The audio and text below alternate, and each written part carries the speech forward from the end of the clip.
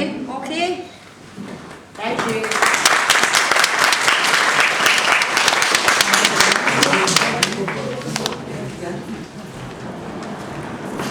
So, I've been invited on holiday. All expenses paid. Yes, I know what you're thinking.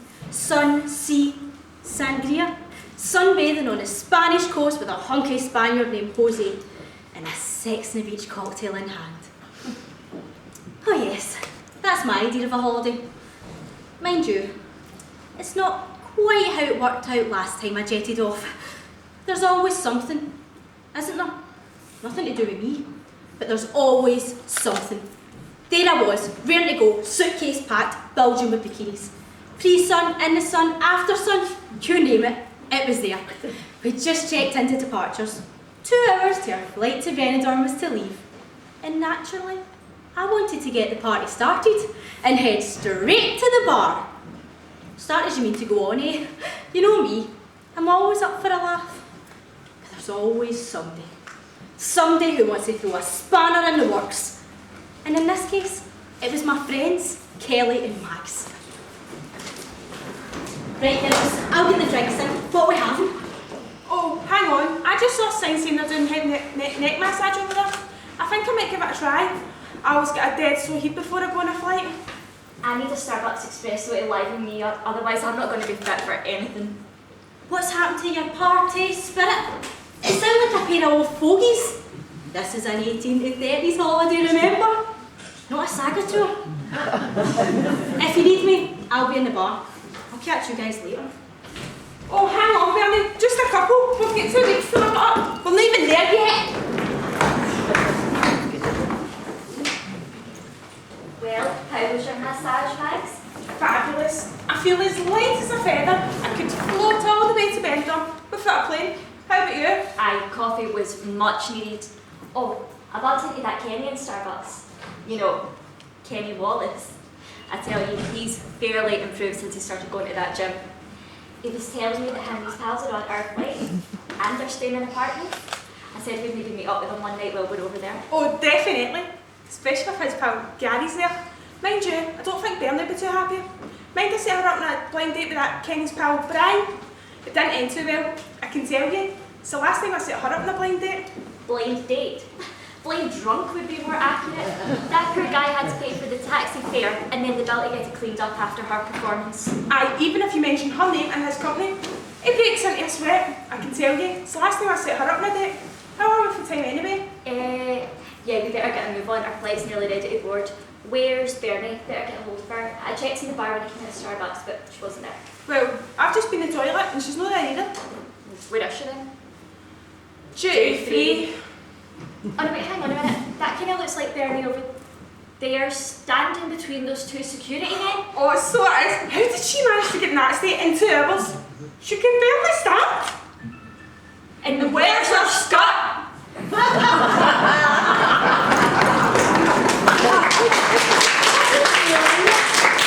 And so it was, holiday over before it began.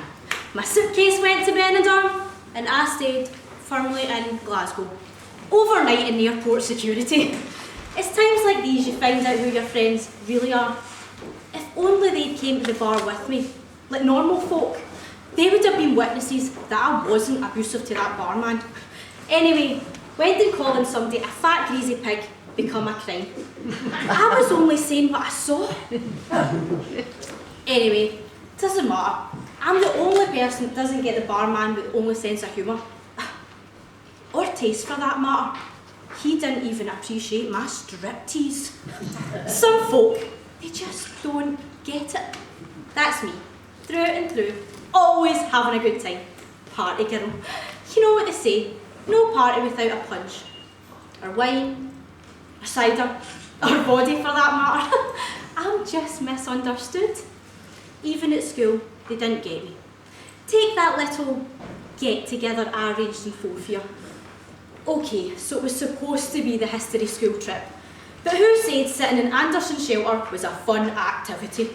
Your granny might, but we didn't. The way I saw it, handing around that half bottle of brandy left over from my mum's New Year's party was only bringing a little cheer to the group. Thank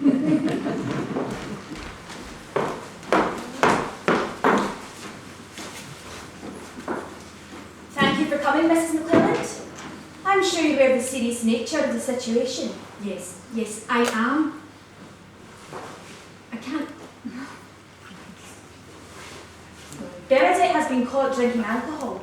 She has informed us that she retrieved the alcohol from what was left over from your own New Year's party. Well, I would hardly call a small gathering of friends and family over for the festive season a party. However, I do keep a small bottle of brandy for medicinal purposes. Even still, I don't understand why Bernadette would take it. She's such a quiet and studious girl. Well, I'm afraid that's not how she presents herself here. Such was your daughter's generosity, that not only did she consume the alcohol, 6 other members of our class were also found to be under the influence. 2 of whom vomited within the Anderson shelter. 1 was found to be urinating upon it outside. Can you imagine the damages this caused to the reputation of the school?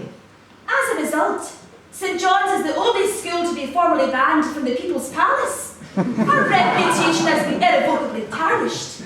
We can only hope and pray this sorry tale doesn't make headlines in the Southside News.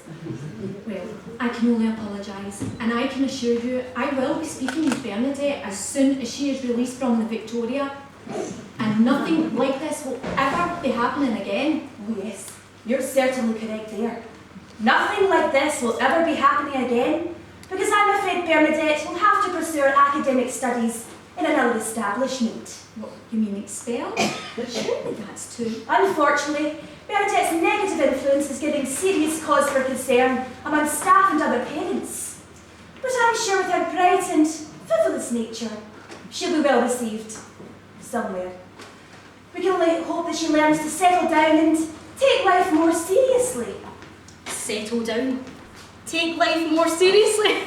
Now, does that sound like me? I don't think so. Sadly, we never could find a suitable establishment. But who cares? Life was just beginning and the dancing was calling. And you know me, I'm always up for a laugh. Oh, how brilliant is this? I'm dead glad Bernie suggested it. Aye, 3 blokes to every girl, she's certainly right about that. She can't sing to save herself, but I didn't stop her belting out a Mariah song at the karaoke. I wish I had half her confidence. Just a pity she doesn't seem to make it to the end of the night. Well, she does enjoy a baby. The amount that she puts back, I'm surprised she makes it as long as she does. It's a miracle if she's still standing upright by the end of the night. I know, did you see the way she spoke to that big Mandy? I couldn't believe it. I'm surprised that when the booze starts talking, somebody does the lander one. I couldn't believe it. I mean, everyone knows that Mandy's Tam's got an eye for the ladies, but she didn't have to tell her exactly where he put his hand on that woman from behind the bar. Mandy definitely didn't see the funny side of it. Not everyone does. I'm surprised she didn't end up with a sore face. Well, anyway, we better get moving if we're going to this party. Dave said it's back in his. You ready to go? Yeah, you can't see my extension sitting at the back of her head, can you? Excuse me, Hen. I'm trying to clean up in here. You can't leave her in here with me. Sorry. Bernie!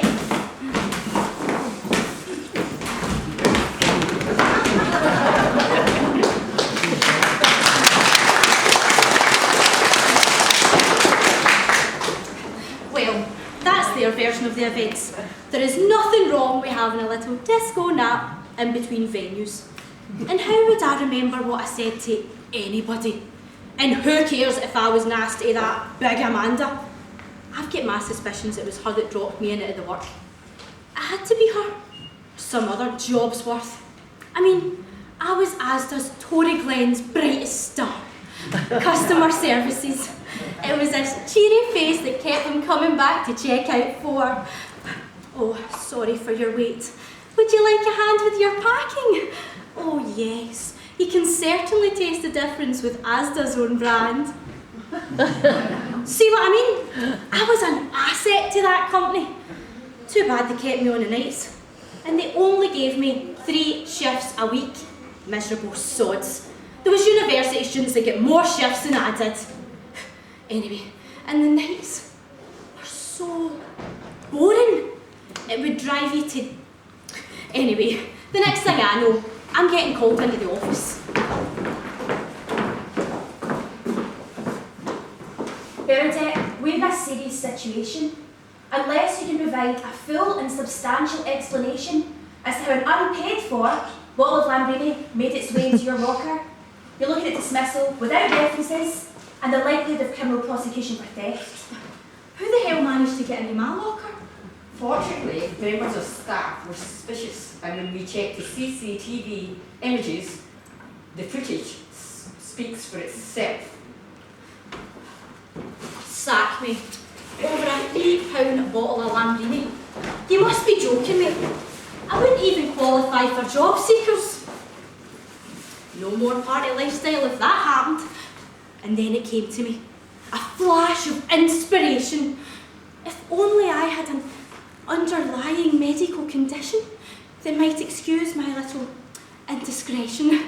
So off I trotted to Dr. Ferguson to what she put my symptoms down to.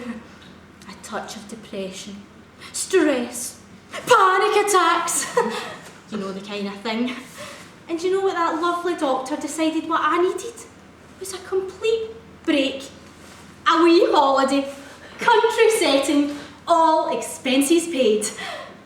And the only drawback to the whole package, there isn't a bar. In fact, no alcohol allowed on the premises. Now, does that sound like me? Oh, you must be Bernie. Welcome to Ferncastle Rehab Clinic.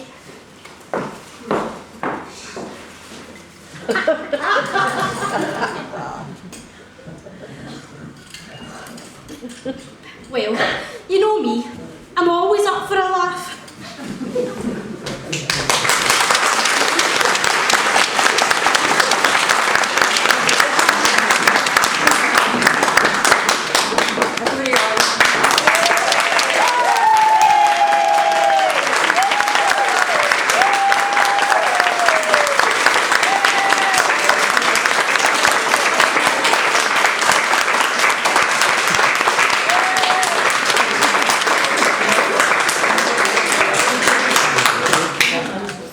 So everybody now can go round and get lunch and have a wee discussion.